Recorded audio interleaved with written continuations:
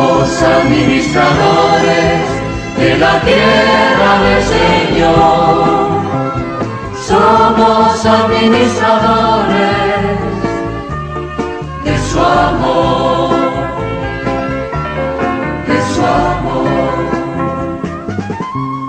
Saludos amigos. Una vez más nos encontramos en este espacio para que entre todos podamos ser iluminados por la palabra de Dios, unas herramientas que se nos ofrecen cada semana para que todos podamos mejorar nuestra vida, nuestras actitudes, nuestra disposición ante el Señor. Los cristianos nos reunimos cada domingo, cada semana, para celebrar nuestra fe, para buscar en el Señor la fortaleza necesaria que nos ayude a encauzarnos en su presencia cada día. Y esta celebración ayuda a los fieles a unificarse en el seguimiento de Cristo Jesús. Hoy, en este domingo, nos vamos a encontrar con un mensaje tal vez que sacuda nuestras conciencias. Y eso es bueno de vez en cuando, que se nos cuestione, que se nos interpele. Las lecturas denuncian que el amor al dinero y a las riquezas conduce a cometer graves injusticias, o más bien puede inducirnos a eso. El dinero nunca ha de ser el valor principal, ni el bien absoluto. Más aún, Dios y el dinero son radicalmente incompartibles. Ya se nos decía en algún momento, ¿a quién sirve usted? ¿A Dios o al dinero? Dios y el dinero son semejantes al agua y al aceite. No se puede servir a Dios y al dinero. Son dioses, entre comillas, diferentes. Son absolutos distintos. No lo podemos colocar el dinero a la altura de Dios, a la misma altura. Hoy se nos invita a coger este mensaje de la palabra, en este mes de la palabra de Dios, con un corazón abierto, para vivir con la calidad que propone el Evangelio. Y una vez más se nos dice que no se puede servir a dos señores. Y para que nosotros podamos como entender mejor este mensaje salvífico, esta idea global que hoy se nos ofrece, en la primera lectura, el profeta Amós, en el capítulo 8, verso del 4 al 7, nos va a iluminar, va a decirnos que contra el dinero como religión no podemos poner al dinero en lo absoluto. Hoy nos enfrentan los textos de la liturgia con esa realidad que se valora tanto en la vida del hombre contemporáneo. Hoy que para muchas personas es sumamente importante el dinero, el poder y el placer, lo que algunos suelen llamar las 3P: placer, plata y poder, porque eso nos puede llevar a la vanagloria, nos puede separar de Dios y de los hermanos. No quiere decir que necesariamente nos conduzca en esa dirección, pero es una gran tentación que tú y yo tenemos. Por lo general, los seres humanos, cuando tenemos dinero, cuando tenemos poder y cierto grado de placer, nos olvidamos de lo absoluto, nos olvidamos de Dios, incluso nos creemos superhombres o super mujer. Y es un llamado que el profeta Amós hoy hace al pueblo de Israel de aquel entonces, pero que también nos hace a nosotros. Y sabemos que la religión debe estar inmersa en la vida de cada día, de cada planteamiento ético. Y no podemos olvidar, no podemos soslayar los criterios más determinantes que deben identificar una comunidad cristiana en el mundo, y sobre todo en el mundo contemporáneo, donde se enfatiza mucho el hedonismo, el relativismo, el consumismo. En este sentido, la primera lectura del profeta Amós es una buena muestra de lo que decimos.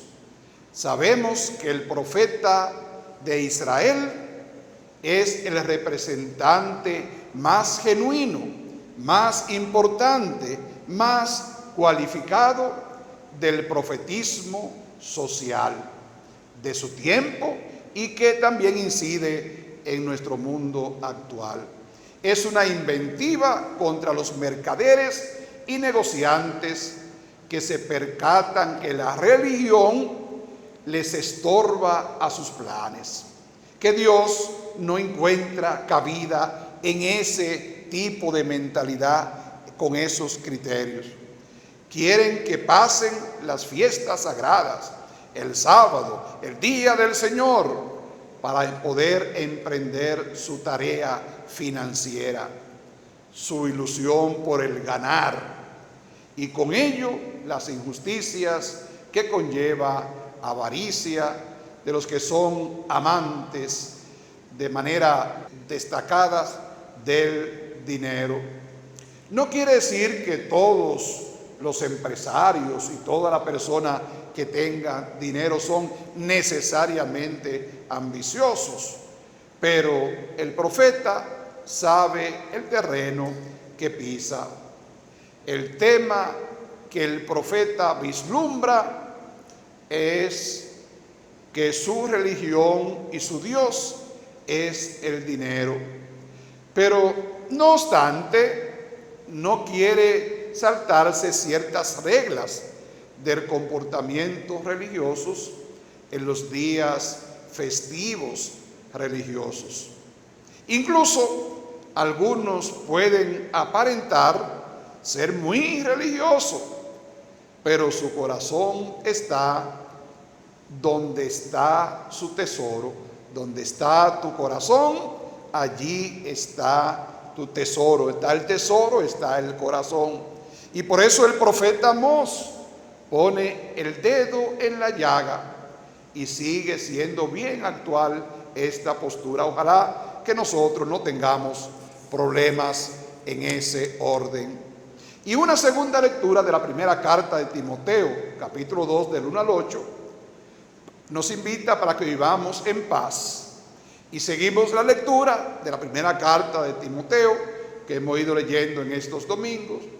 El trozo de hoy, que es bien actual a causa de las responsabilidades de los que dirigen las naciones, se piden oraciones por ellos, porque muchas veces solo criticamos a los políticos, pero nunca oramos por ellos, para que acierten en sus decisiones, para que tengan a Dios presente, sean iluminados, tengan sabiduría como Salomón. Hoy, en estos momentos en el que el mundo vive la confrontación armada en distintos territorios, en algunos declarada y en otros a escondida, pero que se busca, en que las decisiones de los jefes de Estado ya no es solamente una responsabilidad política, sino también tienen una postura y una responsabilidad ética muy grande.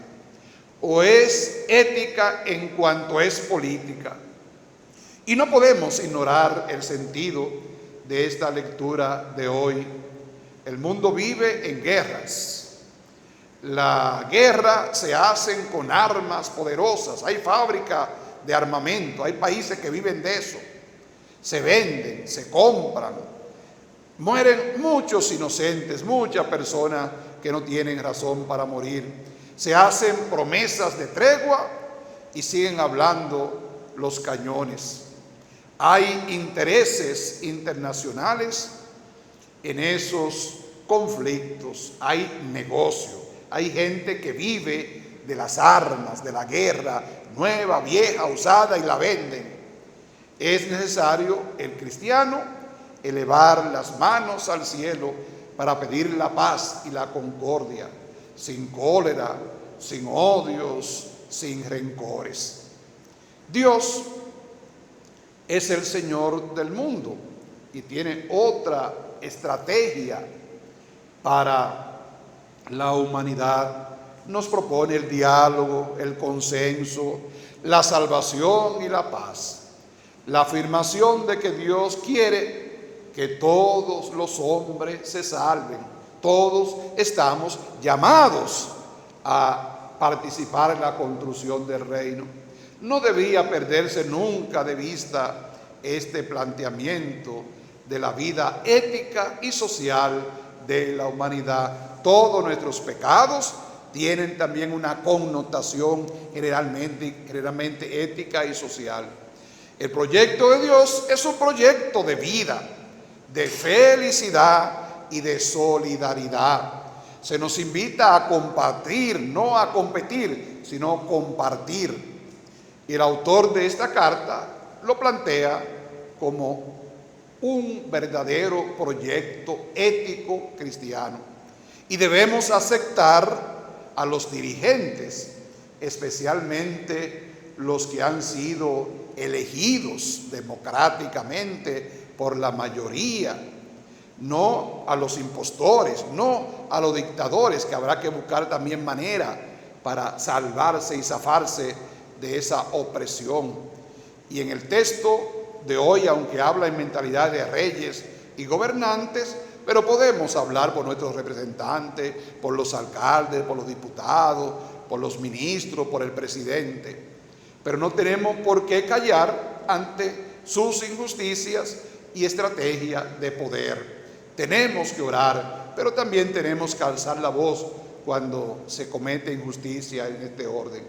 Y el cristiano vive en el mundo y debe saber vivir en libertad, debe saber en estos ambientes, pero esa libertad está inserta en su corazón, porque el creyente, el cristiano, se siente verdaderamente hijo de Dios. Qué importante es esto, hermanos. Y seguimos escuchando hoy el Evangelio de Lucas, hoy en el capítulo 16, del 1 al 13. Y podemos decir que con el dinero no se juega. Y el Evangelio de hoy es uno de los momentos más sociales de la obra de Lucas, recordando que seguimos el camino hacia Jerusalén, en consonancia con el mensaje del profeta Amós que escuchamos en la primera lectura. Corresponde este texto a la primera parte del capítulo 16, continuación de lo del domingo pasado, y quiere mostrar el planteamiento nuevo de cómo los discípulos tienen que comportarse ante este mundo. ¿Cuál es el perfil del creyente, del seguidor de Jesús? En el que uno de los valores más deseados por todo es la riqueza. Eso en el mundo, pero para el hombre de Dios debe haber otra perspectiva. Y se nos presenta hoy el ejemplo del administrador sagaz, listo, inteligente, vivo, que no injusto propiamente hablando, es el punto de partida de toda la enseñanza de los versos del 9 al 13, que es propiamente lo que se presenta hoy en nuestra perspectiva de reflexión. Aunque en esta parábola se debe explicar a profundidad, aquí se desestabiliza prácticamente una tradición, la tradición representada por los fariseos, que justificaba desde hacía tiempo por la tesis de que la riqueza era considerada como una bendición de Dios. Recordemos que en la antigüedad había 3 bendiciones: la riqueza, la juventud y la larga vida y la procreación. Y entonces aquí se contrasta esto con el mensaje de Jesús, olvidando la crítica profética contra todos los que amontonan poder y riqueza. Es importante esto. Y al final de la parábola del administrador sagaz, se plantea el interrogante de cómo ha podido ser alabado un hombre que ha actuado de forma y manera extraña, que la fortuna de ese hombre rico va a quedar reducida. Un hombre, digamos en buen dominicano, mañoso, estratega. Y ya que los 2 casos que se nos presentan solamente sirven de modelo. Y no es que se alaba que sea corrupto, sino la astucia que tuvo para vivir después.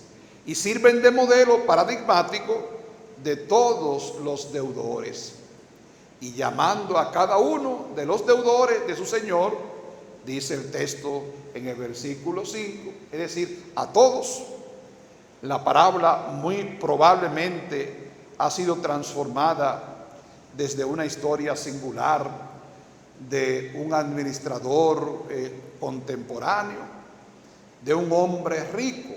Ha sido modificada y se va adaptando a los tiempos de cada uno, a una narración en la que indirectamente está presente Dios como Señor.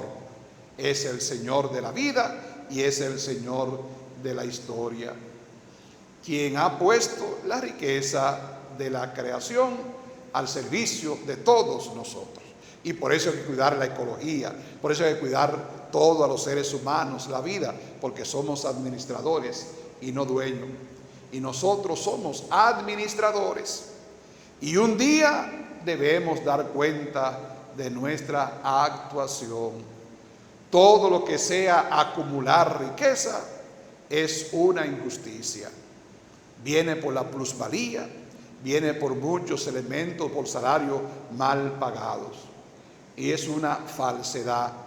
Esa es la razón por la cual es alabado el administrador, tras haber sido informado el Señor de su proceder, porque este Señor de la parábola no es un vulgar señor, un terrateniente, un millonario que acumula riqueza injustamente, sino que el dueño del mundo es el Señor, es Dios, es Jesús.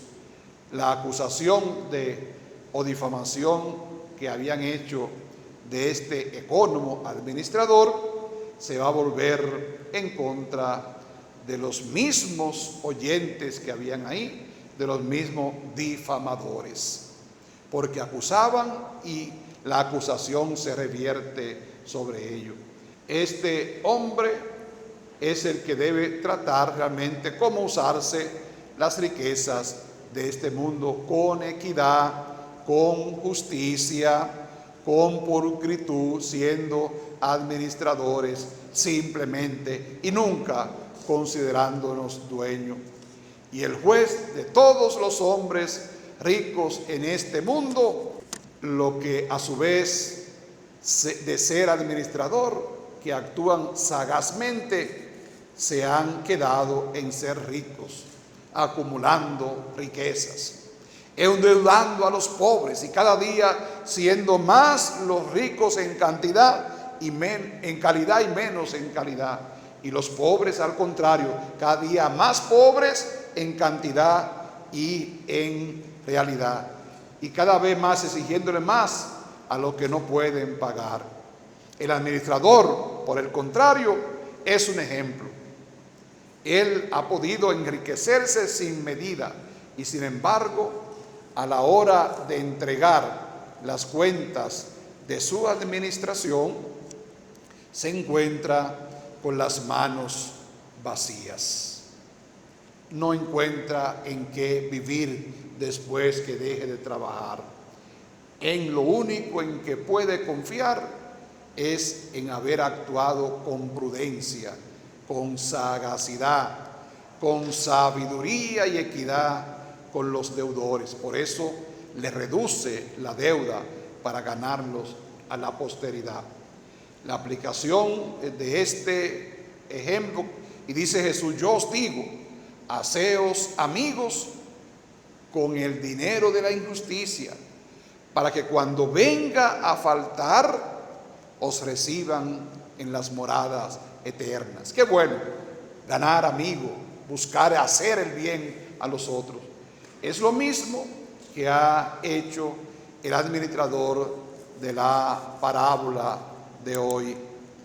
Y según la reflexión que él mismo se hace en el verso 4 y el 9, siempre ha planteado problema también esto en nuestra traducción e interpretación.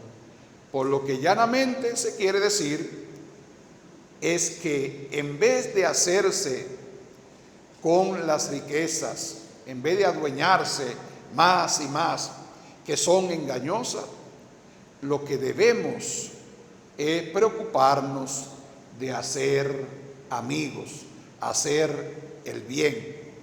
Es decir, hacer el bien con ellas, con la riqueza. Cuando se poseen, se administran. ¿Cuánto bien se puede hacer con los demás, con la riqueza, con los bienes a los otros? Lo que uno debe pretender es hacerse amigos, haciendo el bien. Haga el bien y no mire a quién solemos decir. En vez de acumular poder, esto es, en verdad, lo más práctico, lo más justo y lo más positivo que los cristianos debemos hacer con los bienes que Dios nos ha regalado, con los bienes que Dios ha encomendado en este mundo a cada uno de nosotros para que lo administremos, los bienes materiales, los carismas, los dones, todo lo que somos y tenemos. No se puede ser amigo si no es compartiendo con ellos los bienes. Es la mejor manera de usar las riquezas. Lo contrario, además de ser un escándalo, un abuso en ciertos casos, es la perspectiva que el reino nos induce hoy.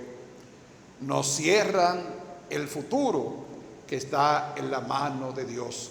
Y el cristiano tiene que abrirse, tiene que buscar nuevas visiones, estar en el camino de Dios.